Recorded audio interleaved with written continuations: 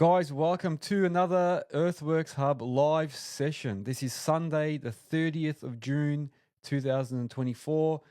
It's the end of financial year. Hopefully, a lot of you took away some of my advice from the last episode where we spoke about a pre-tax meeting and getting ready for tax time.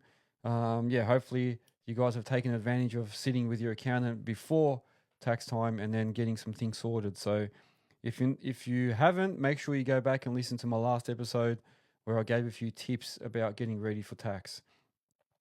As usual, I want to thank my sponsors. So the Earthworks Hub sponsors are Network Finance, Bole Group, Melbourne Tractors, Spartan Machinery, Nexgen Landscapes, and JR Safety Co. So make sure you use these guys for anything that you require.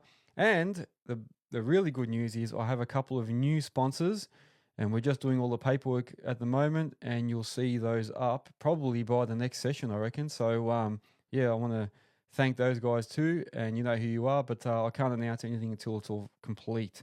But no, thank you all for joining tonight again. It's a frosty Sunday evening in Melbourne. Today was really cold, rainy. I'm not really enjoying this weather, but what can you do? It happens, yeah. Especially down in Melbourne, it's quite cold and frosty, man. So end of financial year. This week, I'll run through my week as usual before I hit the topic, which you do not want to miss. But this week, I worked on mainly my own project, which is Project Spalding. Everyone's been following me on that. That is the warehouse that I'm building. This week, we had all the car park area concreted, and that's all basically dried now and ready to go. So we're going to start prepping for the curb there now, and then that's what we'll get the crossover done next, curb, and then hopefully we can start doing the fencing at the front, the fencing on the sides, which will be just color bond, and then the proper steel gates at the front that can slide in and out, and they're going to be automatic as well. So a bit of work to go there. And I've also organized a chippy for this week. So the chippy, plasterer, all that stuff's going to be happening this week internally. So look forward to a few more of those videos coming up. Mainly they'll probably be the internal stuff. Okay, I also did some posts where I did a interview with Diggerlid. So hopefully you guys all got to listen to that episode. So that's out on Spotify, YouTube, Apple Podcast. So you can go in and watch those episodes there and all the other episodes. But I did an interview with Diggerlid. Diggerlid boys, amazing guys, funny guys, two brothers that have started that company, and they're basically providing weatherproof covers for open cab machines. But since then, they've also expanded into all other sorts of accessories for your machines. So make sure you listen to that episode. I also did some posts where they announced a new HQ. So they've got a new warehouse where they're operating out of. And I think they also did some videos this week about that. So I got to do a little bit of a tour through their new warehouse. So good luck to the guys. They're doing really, really well. Awesome bunch of guys and awesome business. And I also did a post about my website. So if you don't know, hopefully you all know, but if you don't know, you can advertise your business on earthworkshub.com.au. Because if you face it, who else knows about your business? Sometimes we always go, oh, there's no work, no one's calling, no one's doing this. But if you haven't advertised, word of mouth is always the best way, I suppose. But if you haven't advertised or given it a bit of a go of getting your name out there and getting some exposure, then you're only limiting yourself. So go to earthworkshub.com.au. You can advertise your business on there. There's different packages and that. And after the financial year, they are going to be going up. So make sure if you do want to do it, you've got tonight to go before we actually put up the pricing. So I'm not going to do it tomorrow. So you've still got a few days before I go up there and fix it all. But there's going to be a price hike on all those packages for listing. So if you want to take advantage of the current prices, go on there now. The topic. I think it's time to go on to my topic before I go any further. I noticed a couple of people writing messages, and sorry I didn't read them because I've been busy talking. Project updates I just did, current jobs. So I also went back, sorry, before I go on to the topic, I did go back to the basement job and for a day only in the 5-tonner, and I had to backfill around the swimming pool area. So that was a bit of a challenge. We had all like Rio bars and stuff coming up out of the ground, all the starter bars and that. I had to knock some of those down, bend them, go over them. And I actually haven't posted any videos of that. I probably, I actually forgot all about it, but I will be posting those up when I get a chance. There we go. Right, who is keen to hear about this topic? I'm sure this will relate to a lot of guys that are owner operators, even operators. I suppose I think it's wise to know and understand parts of a machine or equipment that you're working on. So today's topic is about maintenance, and basically I'm going to talk about the pros and cons of doing it yourself as opposed to getting a mechanic or a professional to come in and do it. So make sure you guys are putting in some input on this as well. So I'm happy to take some input, but I will go through my points and then you can feel free to add as well. But yeah, doing it yourself versus a mechanic. And then after, I'm going to talk about what type of mechanic you use and the pros and cons between using a private mechanic, just like a one-man band, or like a dealership mechanic where they specifically just focus on their machines or their equipment. So, like I said earlier, though, I think if you're an owner operator or an operator on machines, it is wise to at least learn the basics of how that machine works or how it operates. So, just knowing how to do basic oil filter changes, engine oil changes, hydraulic oil or filter oil, hydraulic oil and filters, fuel filters, how they work, greasing your machine, all that sort of stuff. I think it's wise to know that anyway. And if you don't know, at least try and learn a bit about it, because it can definitely help you. And then as I go through some of the points, you'll understand why I say that. And it's something that I did. I had to learn. I knew a little bit about engines and stuff from mucking around with cars and stuff like that previous to starting this business. But after I started the business, I actually learned a lot more and forced myself to learn a lot more so that I could do a lot more things myself. And then I learned I had to buy a lot more tools as well and have them handy. So just make sure that you do have some tools if you are going to do things on your own. Anyway, so the pros, let's go through the pros first for doing it on your own. So if you're going to do it on your own, the pros are that you get to learn about your equipment. So you get to learn about your equipment, you get to understand any strange noises while you're operating, any unusual smells, if you notice some leaks coming out from somewhere. So if you're a little bit more mechanically minded, you'll start to look out for these things, yeah? So what I think is that a good pro is that you get to learn your machine. And also the another pro is that the timing, like you can actually do the servicing after hours, or you can do it on weekends where it's not going to affect your work hours during the week and your income. So, the good thing about being able to do it yourself is you can say, you know what, I'm going to allocate some time after work to do it, or I'm going to allocate a Saturday or a Sunday.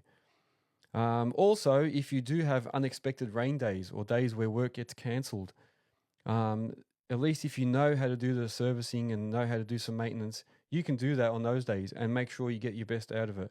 I used to do that for all my operators. If we had a day where we got rained off, we go back to the yard and we do some maintenance on the machines. And that was also good because the guys kept doing things. It was bit more productive rather than just sending them home.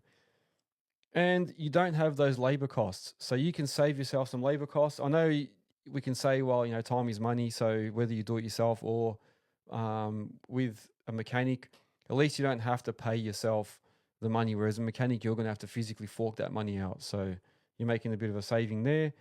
And like I said, there's no labor costs. So you're not physically coming up with the money. You're just losing a bit of time.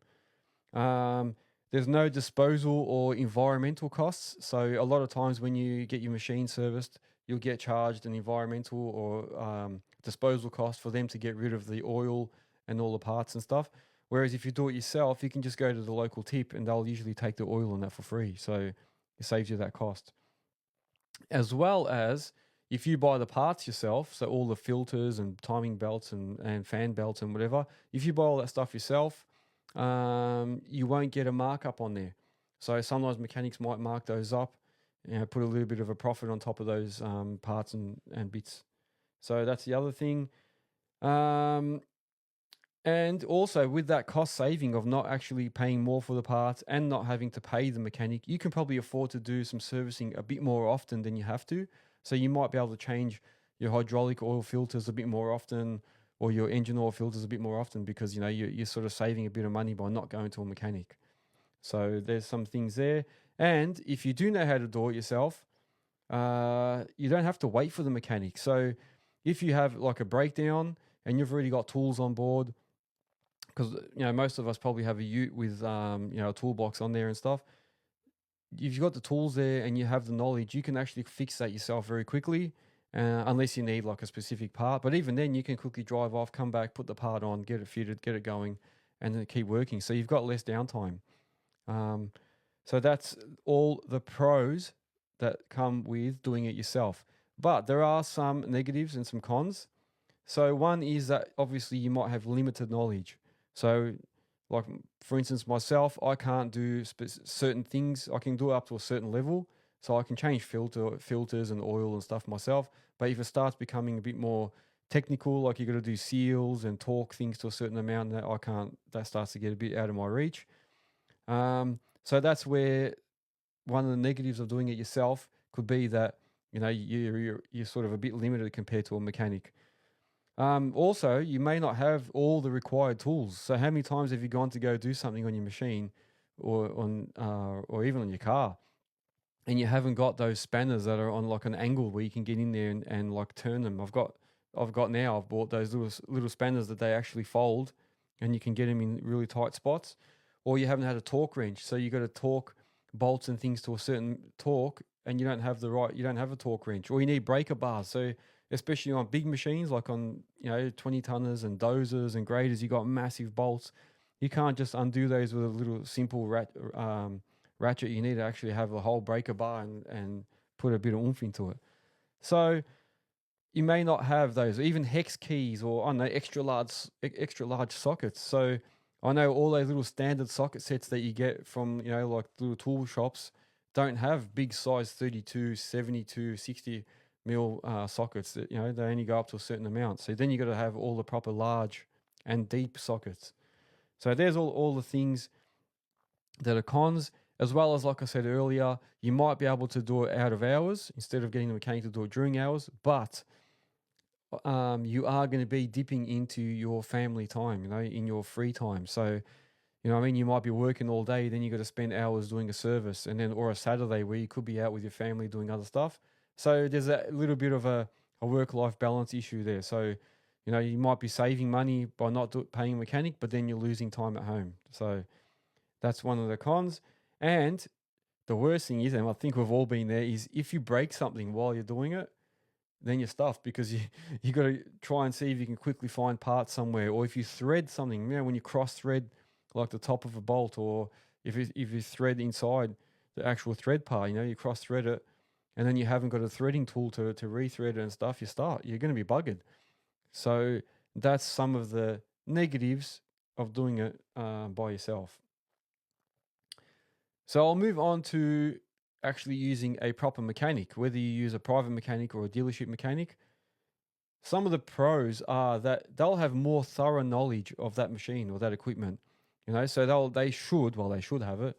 I've got to question some guys, but they should know that machine or a bit more about mechanics than you do. So they'll have a bit more experience and be able to fix something a lot quicker and a bit more efficient.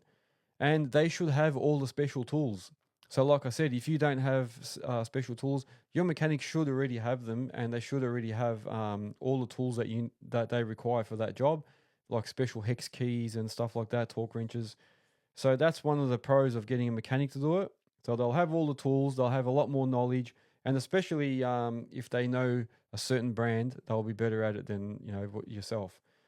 They'll be quicker, so a lot of times they'll be able to multitask. So I've seen mechanics that I've had, they'll come in like drain the oil for the engine, for the hydraulics, they'll drain the fuel all at once, and then they'll be changing filters on one when the other one's drained. And they do it all in like a quick sequence. They can multitask because they do it so often. They know how to do it a lot quicker. And they'll have little suction pumps to suck out all the all the, like for instance, the gear oil and things like that, and to actually pump it back in. Whereas we use just like the 4 litre bottles that they come in and try and tip it in, and it takes ages. Whereas they just use a pump it in, and they're done. So they already know exactly how many liters to go in. So that's where they'll be a lot quicker at doing the maintenance than what we would be. They might be able to fix more complicated problems. So like I said, I can do up to a certain level, and a lot of guys probably can do up to a certain level, but they will know a lot more. Like they'll know how to change seals and rebuild a pump and do some other things that we probably don't know. And that's where they'll come in handy. So I've got a couple of comments here, which I skipped, sorry. Jack Healy is saying there's no such thing as a 5-minute job when you're fixing stuff. That's exactly right. And Jenna Troy saying if software updates are needed, sometimes you need someone like a dealership mechanic to come out and actually upgrade the software. Yeah, exactly right. So there's some things that we can't do. That's where we're limited a little bit with doing it ourselves. So that's all the pros to... Oh, yeah, sorry. And another pro, I forgot one, is a mechanic will hopefully have contacts out there that they can recommend. So, for example, if you get a mechanic and while he's working on your machine, he discovers that there's a hydraulic hose that's no good, hopefully he'll know someone that's a hydraulic hose doctor or something and get him to come out and fix it, or can quickly dash out and go get it fixed and come back. Whereas if you're doing it yourself, you won't have those contacts. You just start ringing around, asking who else can help, and it just starts to take more and more time. And yeah, bless those, is saying the other things, they might notice other things that are faulty that we don't know. So while they're there repairing stuff, the mechanic might hear something else or realize that something else is causing that problem. So yeah, like they might say, the batteries are failing because the alternator's not working or something, whereas we just change the battery and then it happens again. So that's some of the pros to having a mechanic. The cons though are that if you break down, you've got to wait for that mechanic to come out. So you might have a long downtime. They might say, look, I'm booked out today. I can't come there till in 2 days' time. So then you're stuffed because your machine's out for 2 days. And if you don't know how to do it yourself, you're just sitting there waiting for them. So that can be a big detriment to your income, and to your customer might turn around and go, I can't wait 2 days. We're going to get somebody else. So that's some of the cons about having a mechanic. The other one is they might be more expensive. So obviously, you're going to have to pay them the labor. You're going to have to pay them for markup on parts that they buy and oils and things. So it's going to be obviously more expensive to have a mechanic than doing it yourself. And they can usually only come during work hours. That's the other thing. So they might say, oh, I can't get there for 2 days because they can only get there during work hours.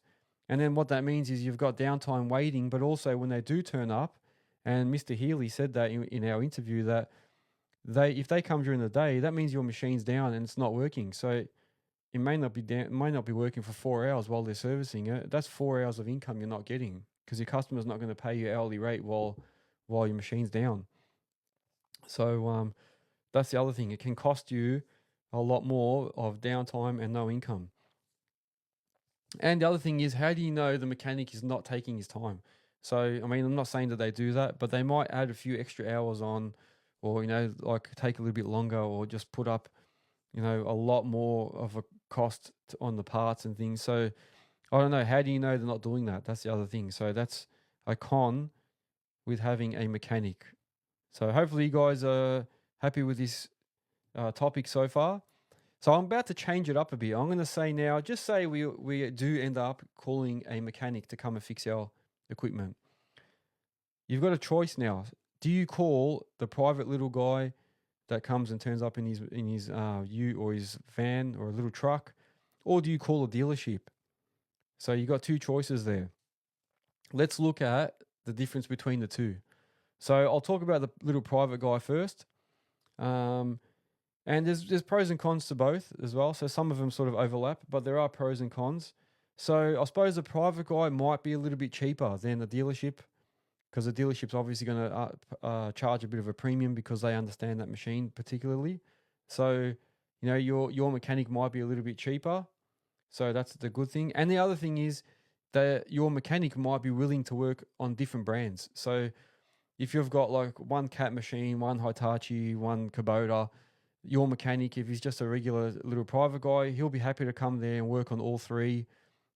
He's not biased, so he'll come in there and work on all of them at once. So that way you're saving costs because you're not calling a mechanic for this machine, a different mechanic for that one.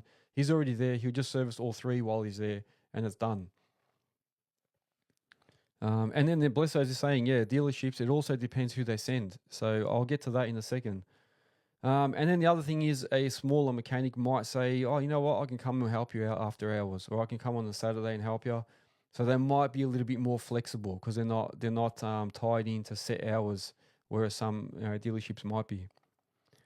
But there are some negatives to having a little private mechanic. So one is they may have limited knowledge across all different brands. So they may only know one particular brand. You know what I mean? Or they might only know how to work on an excavator, but not on a posi track, or, on the dozer, but not a grader.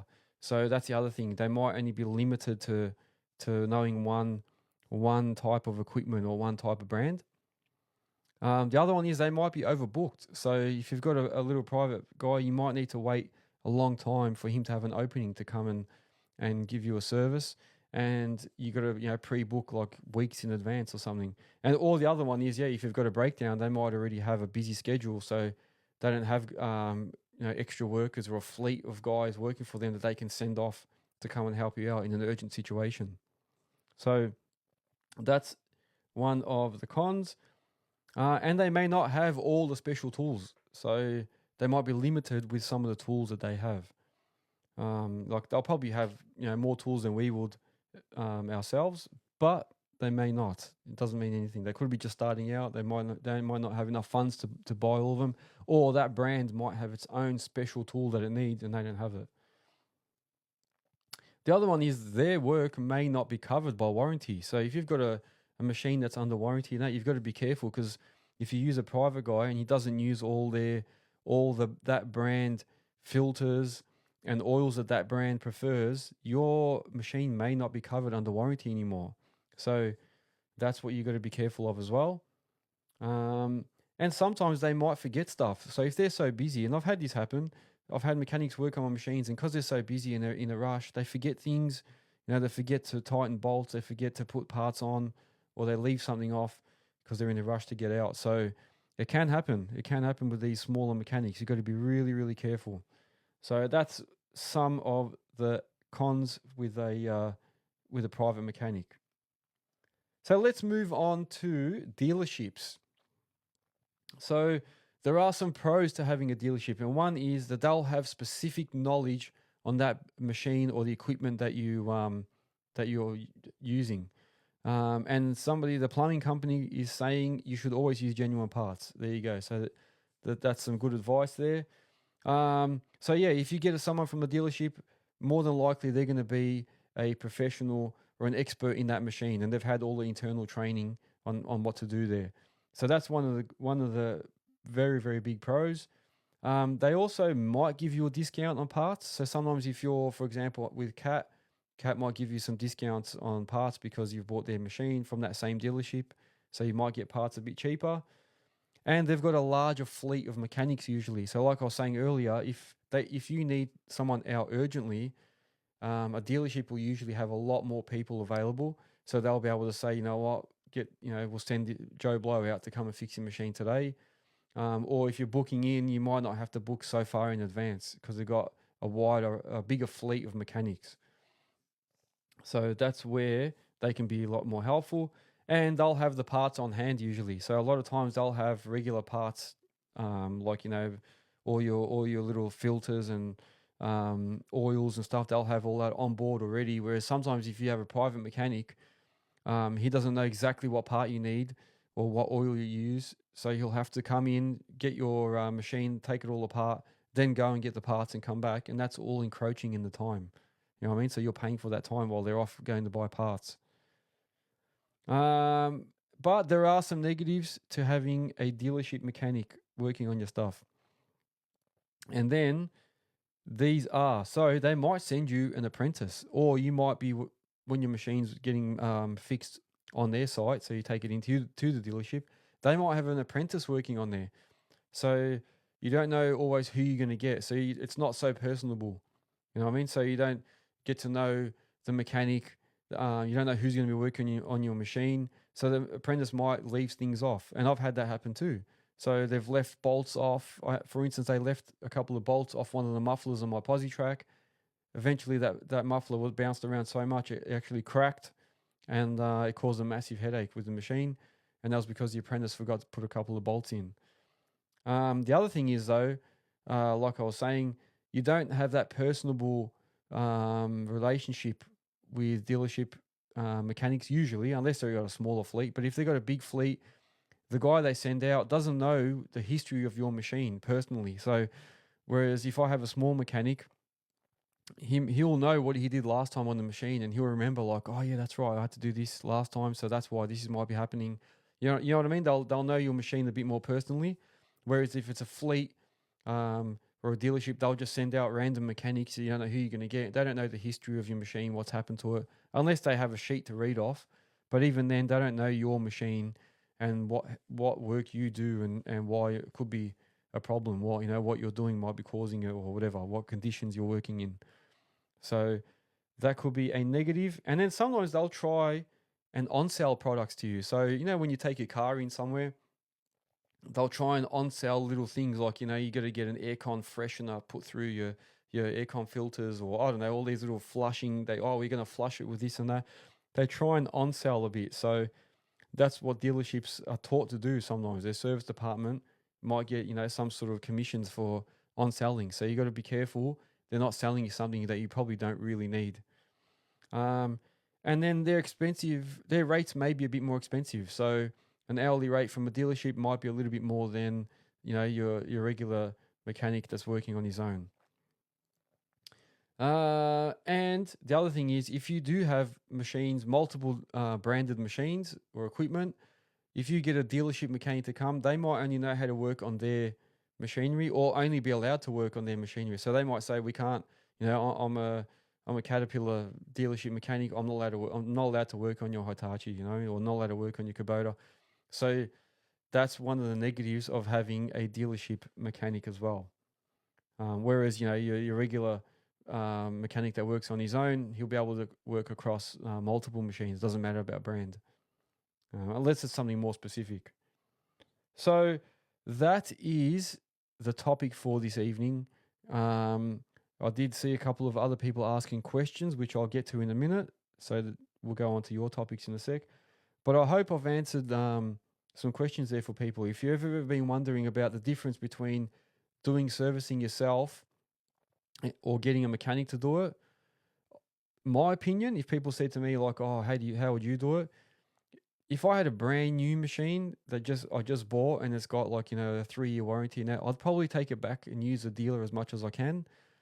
If I had a secondhand machine or a couple of secondhand machines, then I'd probably get like a regular little private mechanic that will come out, usually a mobile mechanic. And I do that at the moment. I do have a private little mechanic that comes out, and then I get him to do 2 or 3 machine services at once. So sometimes one of my machines might be at just before the actual service is due or just past, and then I just sort of try and time it that they're still very close, and then just get 2 or 3 machines done at once. Unless they're like way apart, then he's going to have to come back. But then it saves, like another call out fee and this and that. So it's hard to say. But dealerships are good too. Like a lot of times dealerships have saved me by coming out very, very quickly to fix things. Sometimes their mechanics, I have to even say, have been helpful and said, listen, if this part is what you're going to need, maybe best I'll just charge you the call out for coming out, but you go and buy that part and fit it yourself. It's a 2-second job. You'll save yourself a lot of money, and they've been helpful. So yeah, it all depends on your situation and the relationships you have. So I can't really say one's better than the other, but the points I raised hopefully will help you decide on how you want to do it. So what do most people do? While I'm looking through the questions, I want everyone to just think about, or just let me know what you guys do in your circumstances. So Jenna Troy is saying, today's world dealers want you to complete oil sampling as part of warranty on new machines. Yeah, it's true. I actually got given a bunch of little bottles and said, can you give us a bit of that oil if you're going to do it yourself? Give us a bit of a sample and send it in. Otherwise, yeah, their mechanics will have to come and do a little oil sample, and then they send you like a report. So, look, I don't know if any of those reports that they've done have helped me, but I do have to admit, one of the reports came back and said there was a lot of metal fragments in the oil, and they found an issue with something. I can't remember which machine it was. What machine was that? I can't remember. I'll think about it. But one of the machines I remember I got back a report and it said they had little metal. They found metal in the sample, and then not long after that, it might have been the swing motor. Might have been the swing motor oil, and then not long after that, the swing motor failed on me. So there you go. And then they found that it was actually broken. One of the swing gears had broken or cracked. Jack Healy is saying do as much as possible yourself. And yeah, I have to agree a bit. It's good to do as much as you can yourself because it is a cost saving, but at the same time, you get to learn your machines. You get to learn how your machine works. And then over time, like I said earlier, you'll get to understand, unusual smells, like something will be like burning, like you'll smell oil or you'll smell something. And I mean, I could smell gear oil when it starts to get really old.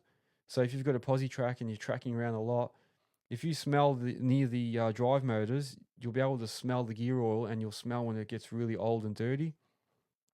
So just keep an eye out, and it will teach you that sort of stuff when you do it yourself.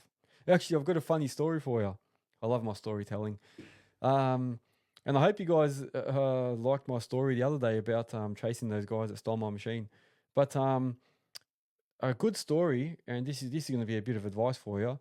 Speaking of gear oil, I had this silly idea because I used to do all the servicing myself at one stage. I drained out some old gear oil from a drive motor. I think it was from one of my 5-tonners. And I thought, you know what? I wonder if this would be good because I didn't know what to do with the oil. I had it and I was like, I can't be bothered going to the tip. And I said, you know what? I'm just going to tip it in the garden bed over the weeds. And I said, hopefully it will kill the weeds. And I went around the whole backyard and just tipped a bit of gear oil over all the weeds in the backyard. And they were like in between pebbles and things in the garden beds. And that gear oil did nothing to start with. It did nothing at all, man. Those weeds just kept growing. 2, it made the worst smell in the backyard. My wife used to yell at me because every time she went out to put washing on the line, it would all smell like gear oil. The gear oil smell was that strong, and it left a layer of oil, thick oil, over all the pebbles and stuff. I had to actually go, and after a few months, I gave up and I said, I have to go dig it all out. I went and actually dug all the pebbles out and replaced all the pebbles with new ones. Never, ever, don't try and use gear oil as a weed killer. It does not work. They actually just kept growing, probably actually helped them. So a bit of advice for you.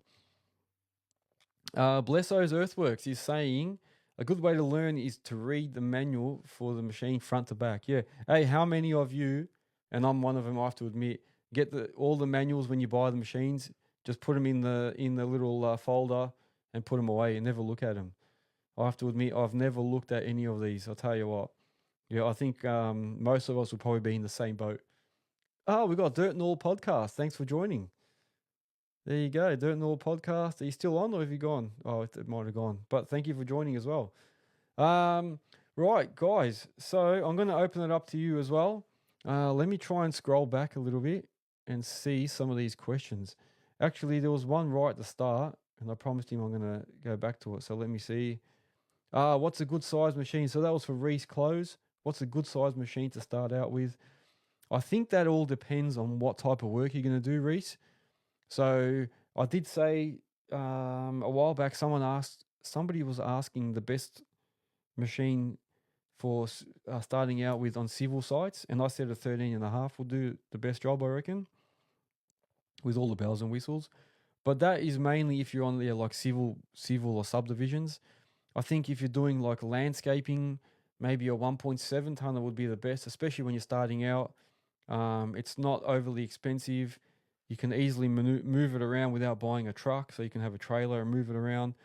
You can get into backyards. You can do all sorts of stuff with it. That's where I think maybe something like that would be good. Or maybe like a Bobcat or a Posi track, so you can do a range of things.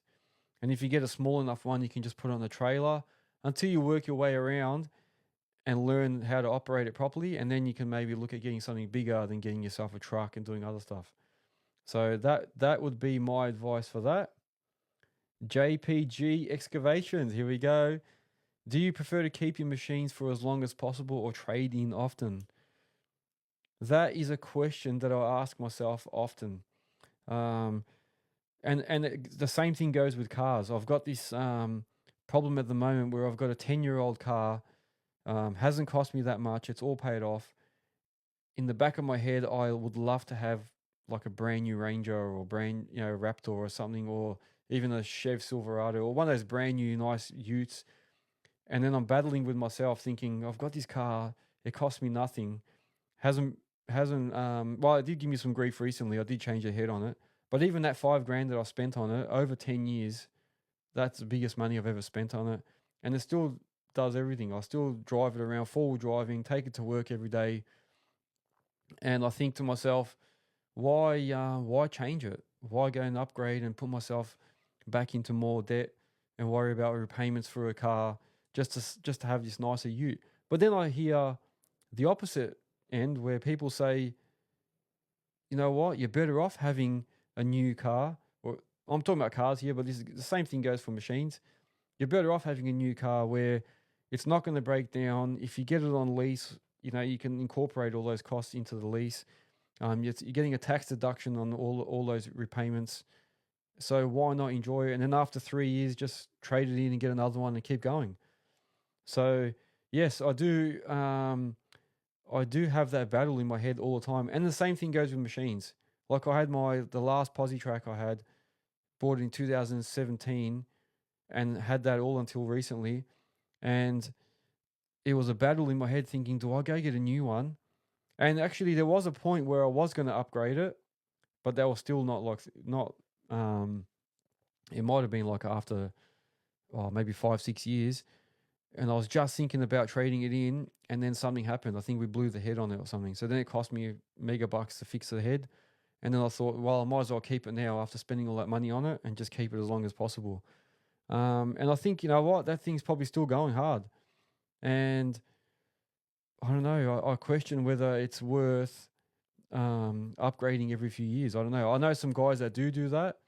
And I just feel like then you constantly have to keep making those repayments. Whereas if you have it paid off, you don't have to worry about that machine constantly working to making money again to cover itself.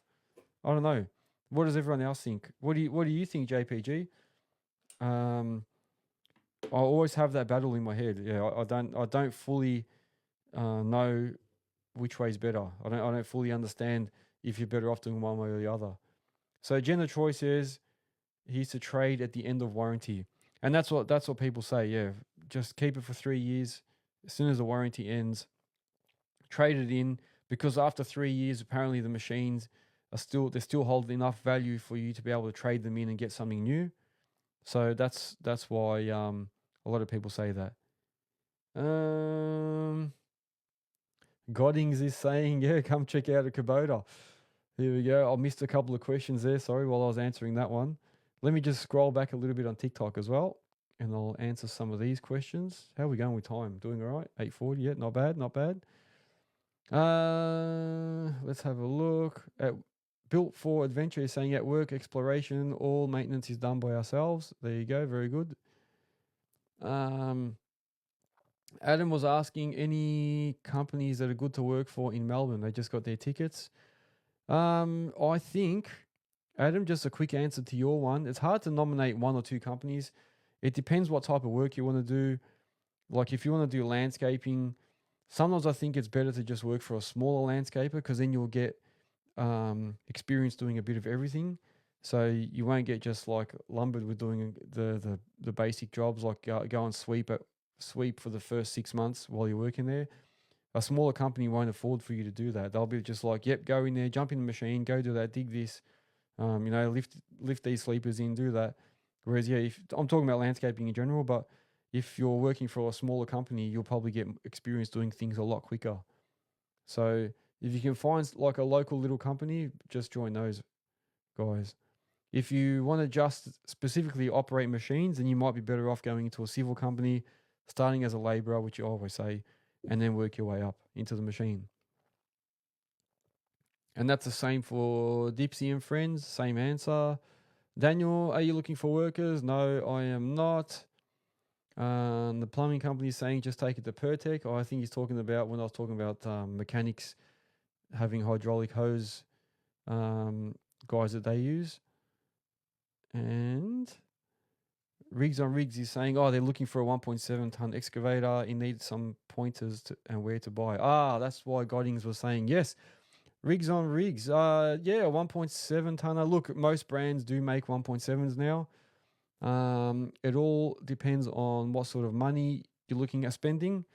And it's probably good to look at your location and who your dealers are around you, because if you are going to use dealerships, you probably want to get someone that's close by, so that if you do need repairs or you need to take it in to get serviced or whatever, it's closer.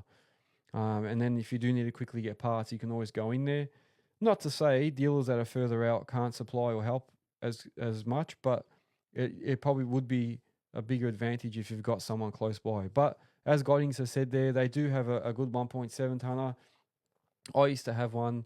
Fantastic machine, very, very powerful, and can get the jobs done. Like, I remember turning up on site with a little 1.7 and people would look at me and go, oh God, here we go. It's going to take forever. And then when they see it, the little Kubota going, they actually get surprised. Over here, JPG says they believe if it's looked after by the owner, it will last longer, and it shouldn't need to be upgraded as often. Yeah, and that's another thing, yeah. I think the question about how often to change over machines also depends on how big your fleet is. So if you've got, a fleet of like 20 machines and 20 operators, you might find that it's better for you to just keep trading machines in every few years, because your operators may not be looking after it as good as you would yourself. So I've seen machines, like I used a Komatsu 13 tonner the other day from the Bole Group, and that thing had 6,500 hours on it. And when I sat in it, it did not feel like a 6,000 hour machine. Nothing was loose on it. All the bushes and pins and that were still pretty tight. Nice and smooth. The hydraulics and everything was still good. So it all depends on who's in that machine, maybe how big your fleet is, and if it's your own machine, how well you maintain it. So, and I've seen guys that have their own machine are actually sometimes rougher than their workers. So I don't know if that's true, but I have to admit, sometimes I've done things and thought, wow, if my worker was doing that, I'd tell him off. Like sometimes I've seen like a rock on the ground or a bit of concrete and then hit it with the bucket a couple of times to try and break it to save me going out and getting the hammer. Whereas if my operator was doing that, I'd be going crazy. So sometimes I've seen owner operators worse on their machines than if they had operators on there, if that makes sense. What else we got here, guys? So another question, tips on digger operating. So Noah Mack is asking for tips. One, I would say go and see my videos, just so I don't spend too much time on that. But go and watch some of my videos on YouTube. So make sure you go to YouTube for Earthworks Hub, and of course make sure you subscribe and put the little alarm button on so that you get notified when new videos come up. But depends on what we're talking about. So if you're talking about trimming, I'll give you a quick tip on trimming. If you've got a mud bucket on and you've got to level something off, start by drawing back with the mud bucket, like cutting back with the mud bucket to the level that you need. Then move over half a bucket across the new part that you haven't dug yet and leave half the bucket on the part you just did. And then put the bucket down or the cutting blade down to the what you just cut level. And then as you pull back, follow that level, and then the new section will be cut to the same level, if that makes sense. Hopefully I explained that. But that's one quick one. So don't go full buckets from left to right. Don't go a full bucket width to start off to dig the new section. Keep a little bit of your mud bucket halfway or a quarter of the way over the section you just dug. So I don't know, that's a quick one. If you're digging with a trenching bucket or a GP bucket with teeth and you're doing a trench, to make sure you line yourself up, put your arm fully extended out, and then put the tooth, like the center tooth on. So if your line is marked to the center of the trench, put the center of the tooth or the center tooth or center of the bucket on there, lift the bucket off the ground, and then slowly drag it in towards yourself without touching the ground. So just above the ground level, and don't use your left or right swing. You should be able to pull back, and that tooth should follow that mark to precisely where just before it touches your cab. So then you're in line, and then you can put your bucket out forward again and start digging and just pulling back. If you have to swing left or right as you're bringing that bucket towards yourself, that means that you're not in line. Your boom is not in line with the line mark. So then you got to reset yourself and either offset the boom a bit or move the machine left or right, and then do it again. Put your bucket all the way out, line the tooth up on the line mark or the paint mark, lift it up and then in the air, lift it up in the air, bring it back towards yourself, and your bucket should follow that line. So that means that you're in line. So hopefully that makes sense. That's just a quick answer for your question. Noel Mac, how you saying sweet? No worries, that's good to know. Harvey Milk wants to see my son's Lego set. Yes, I did have you asked me that a few weeks ago, didn't you? I did promise that. Let me ask him. I'll have to ask him if he's happy for me to do that. Give me 1 sec. You know what I'll do? Let me answer a couple more and I'll get back to that one. Give me 1 sec. Riggs on Riggs, you're saying I'm a recently qualified landscaper, just looking to start up some weekend work. There you go. Riggs on Riggs, if you want to do that as an operator, you're saying on weekends, or if you want to if you've got an actual business, make sure you advertise it on Earthworks Hub for starters to try and get some work. But also, put it out there, guys. Looks like Riggs on Riggs is doing landscaping. So if anyone needs a landscaper or some landscaping work or something coming up, make sure you contact Riggs on Riggs. Also, make sure you join the Facebook group, Earthworks Hub, and advertise yourself on there. Just tell everyone what you do, and if you've got some work coming up, or if anyone's got any work coming up, they'll call you. So that is that, and then let me go. So I am jumping between TikTok and Instagram here. All right. Who else wants to see my son's Lego collection? I can unclip the phones and start walking, but you might lose me on the microphone. So if you don't mind that, I can do it. I'll have to walk around and show you. Is everybody else happy for me to do that? Any more questions before I move on?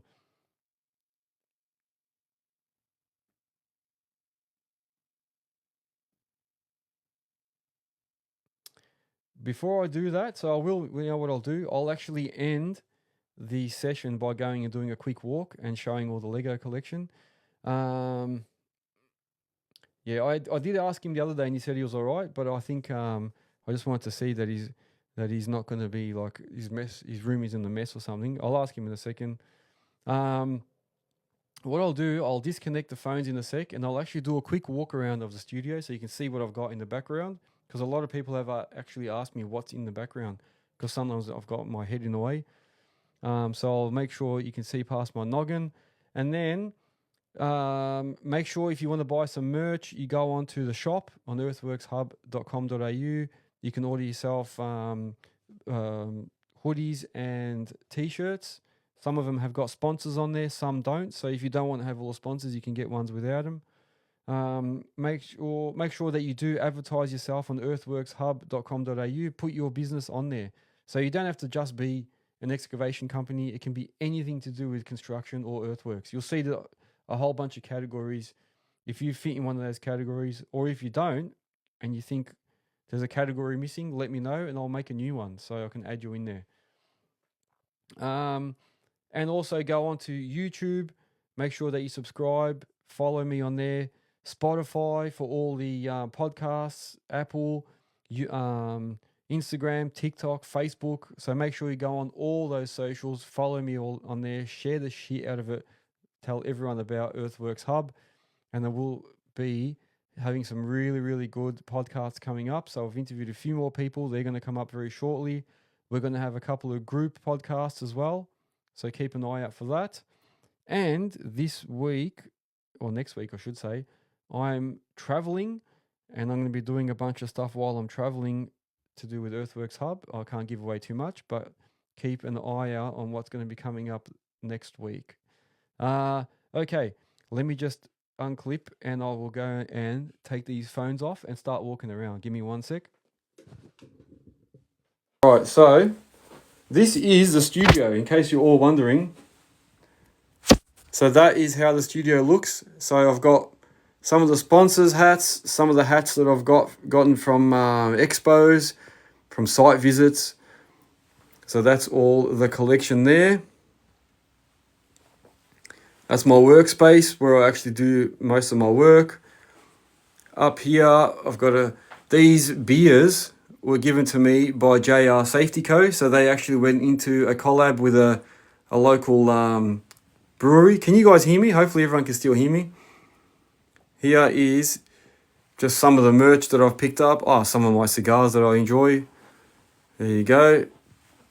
That's another truck that I did out of one of those little... my son actually did it, but that was out of those little wooden jigsaw puzzle things.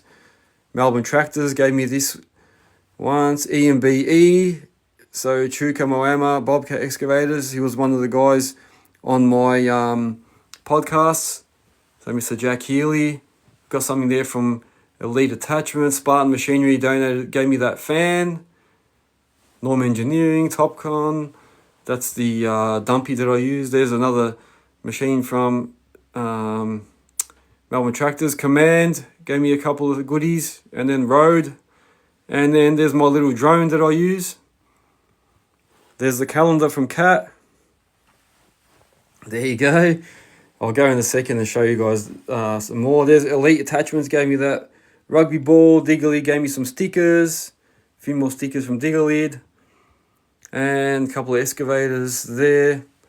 And that's it. So, and then if you're wondering where I talk from, I'm basically talking from here. So there's my board. There's my job board. There's the little Roadcaster that I use. So that's the Roadcaster Pro 2. My computer I talk from, that's where I keep my phones. So people ask me sometimes where do I have the phones hooked up. That's my light box that I use. And that's just one of these Amarans here. That's the light that's in this box. There you go. All right, I'm going to go walk you through to the Lego. This is only some of it. So it's got all these ones here. So Harvey Milk, can you see that? He's still on. Then you've got these ones here.